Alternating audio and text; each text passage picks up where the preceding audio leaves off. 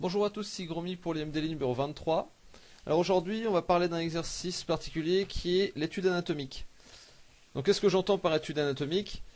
Il s'agit d'études assez prolongées à partir de photos ou de corps humain. Donc c'est dans un cours de nu, ce seraient des pauses qui dureraient entre 5 et 10 minutes, voire un quart d'heure pour les plus longues, mais sinon sur une photo vous pouvez y passer bien plus longtemps et les travailler de différentes façons, ce que je vais vous montrer dans cette vidéo.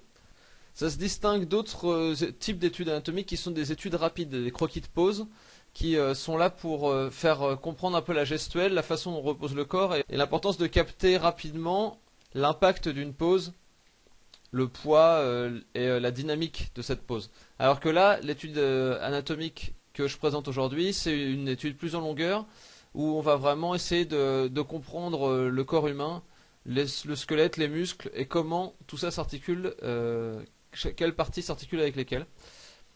Donc voilà, c'est vraiment un exercice de compréhension, alors que le croquis de pose, c'est plus un exercice de ressenti.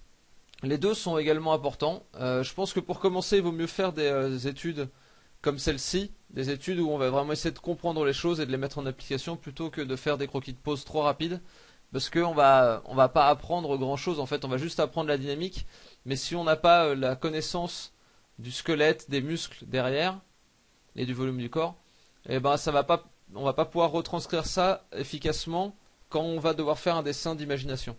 Donc il faut d'abord faire des études anatomiques poussées d'après moi avant de faire les études de pose plus rapides. Donc je vais vous montrer quelques exemples. Donc ça c'est les poses que j'ai fait ce matin. Donc vous voyez, j'ai d'abord fait un croquis rapide. Donc là c'était plus pour me réveiller parce que j'étais un petit peu endormi encore. Et ensuite, je l'ai refait un peu plus propre. En fait, je fais différentes choses quand je fais ces croquis de pose. Donc là, c'était pour le refaire un peu plus propre. Et après, là, j'ai cherché la dynamique de la pose de façon plus claire, nette, précise, en simplifiant au maximum. Donc on voit là la droite qui pose vraiment le personnage dans le sol. Vous voyez, là, c'est la droite qui part de la tête qui va jusqu'au pied gauche. Donc je l'ai symbolisé ici. Et le pied droit qui vient apporter contrepoids et équilibre à la pose avec les deux bras qui partent en arrière et les couteaux. Bon. Vous voyez, c'est tout un tas de trucs à faire. Donc là, quand j'ai fait le premier croquis, j'ai pensé au squelette, à la masse des muscles et tout ça. J'ai fait des petits schémas à la base. Une sorte de sphère pour le torse, une pour le bassin. Ça fait une forme de haricot qui forme le torse. Et après, j'ai collé la tête, les bras dessus. Donc vous voyez, un deuxième exemple. Un peu pixelisé, je suis désolé. Donc un deuxième exemple, là c'était une pose qui était très simple mais avec laquelle j'ai eu beaucoup de mal. Des fois il y a des jours comme ça où on est un peu plus en forme que d'autres. Donc j'ai dû m'y reprendre à 4 fois avant de trouver quelque chose qui m'intéressait à peu près. Donc là après j'ai strié pour bien me souvenir du volume, la façon dont était posé le corps. Mais sur chaque dessin, à chaque fois, quand je bloque, quand j'arrive pas à choper une pose, c'est qu'il y a quelque chose que je ne comprends pas en dessous. Et donc à chaque fois j'essaie de reposer un squelette, d'essayer de le comprendre, comment ça marche et tout. Et donc c'est ce que j'ai fait ici, vous voyez là, à chaque fois j'ai reposé la cage thoracique, le bassin, et essayé de comprendre un petit peu comment tout s'agence. Et à la fin je me suis rendu compte en fait que ce qui déconnait beaucoup dans cette pose, c'est que le pied n'était pas à l'aplomb du corps. En fait le pied devrait être juste en dessous de la tête. Si on tire une droite, le pied devrait arriver ici. Il arrive décalé à droite, du coup la pose tient pas debout, elle part sur la gauche. Donc du coup j'ai essayé de régler ça avec ces petits schémas sur le côté. J'aime beaucoup finir par simplifier en fait la pose avant de passer à autre chose. Je trouve que ça aide à mieux garder en tête ce qui s'est passé. Et donc là ça c'est la dernière que j'ai faite ce matin. J'ai passé un tout petit peu moins de temps que les autres. C'est une pose qui est très dynamique. Je voulais terminer par ça parce que ça m'intéressait un peu plus. Et du coup j'ai terminé par faire le visage aussi qui a une pose un peu assez spéciale. Et c'est pareil là quand je fais le visage, j'essaye de penser au squelette en dessous. Vous voyez là j'ai dessiné après par la suite le squelette et le squelette sur un corps et le crâne sur le visage pour essayer d'asseoir un petit peu mes connaissances, de bien essayer de me souvenir de tout ce qui se passe dans le corps humain et tout. Donc voilà, je trouve ça assez intéressant. Je vous conseille de faire un peu la même chose. Donc ensuite, après là, j'ai pas mal d'exemples que j'ai fait au cours des derniers mois. Donc là, ça c'était des croquis un peu plus rapides. Mais voilà, c'est pour choper un peu la dynamique du corps. Et après, vous voyez que j'essaye de trouver quand même le squelette en dessous, la cage thoracique, les os, les différents os du corps. Et toujours de simplifier au maximum le corps.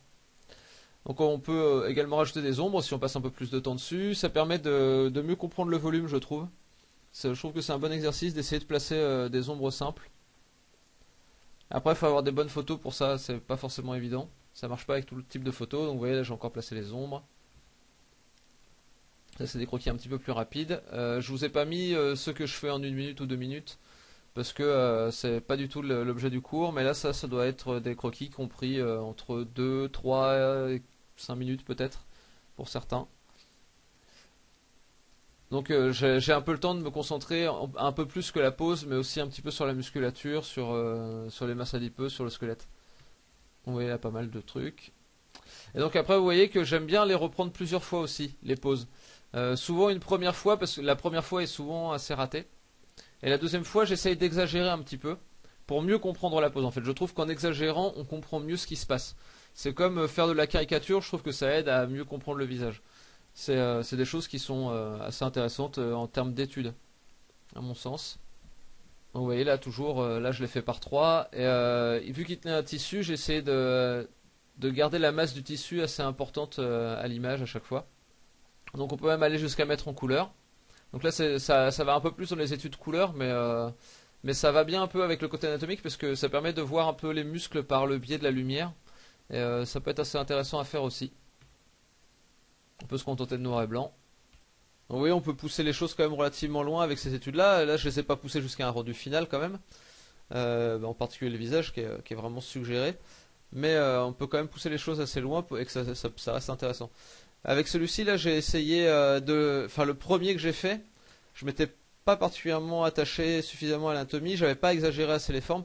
En exagérant, en simplifiant, après, je trouve qu'on ressent un peu mieux les choses. Peut-être plus sur le deuxième. Enfin, il y a différentes parties qui fonctionnent d'un dessin à l'autre, mais il n'y en a aucun des trois qui est vraiment bon. Mais bon, ben, voilà, c'est des dessins qui sont pas forcément faits pour être beaux, c'est des dessins d'études. L'important, c'est ce que ça vous apporte à vous. Après, s'ils sont pas finis, s'ils sont pas raffinés, c'est pas forcément très grave. Il faut que vous ayez compris des choses, c'est ça l'important. Et moi, je peux vous dire qu'avec ce dessin-là et avec tous les autres, j'ai vraiment appris des choses. L'important c'est d'avoir vraiment un dessin actif, de réfléchir pendant que vous dessinez, et d'essayer de comprendre, ah bah ce muscle-là, je pensais pas qu'il allait, qu'il pouvait se déplacer dans ce sens-là. Je pensais qu'ici ce serait plus courbé. Pourquoi c'est pas courbé?